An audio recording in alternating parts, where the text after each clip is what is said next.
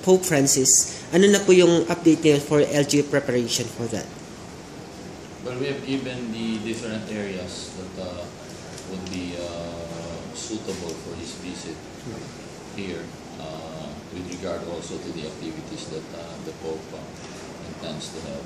So there's close coordination between the Vatican and the not only national government but even the local government. So that's what's happening now. In terms po sa binigay nating location, saan po yun?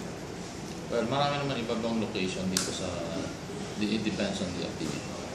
But we are giving, of course, priorities kung anong gusto ng Vatican. Yun ang masusunod.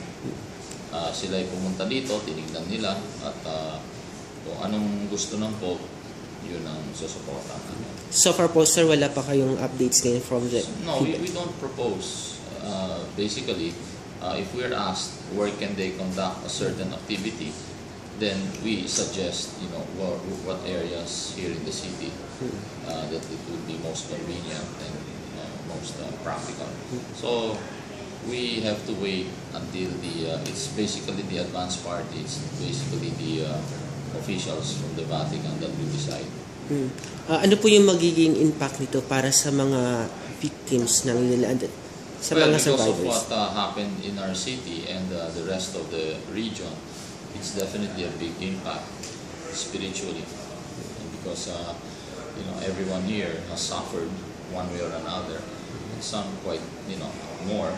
They've lost loved ones, they've lost and it's really giving hope to the people. It's really setting and giving some direction also in their spiritual life, strengthening them, also giving meaning to their lives. So I think it's very important. Are we expecting, Mayor, na patuloy with this visit ni Pope Francis next year, magpatuloy pa rin yung pagdating ng mga tumutulong sa atin?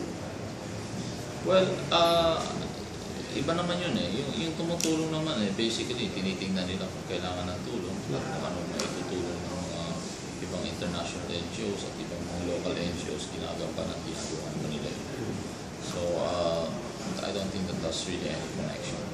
This is more spiritually because of the Pope coming in support, and not only in support but also in strengthening their spiritual life. Thank you, Mayor.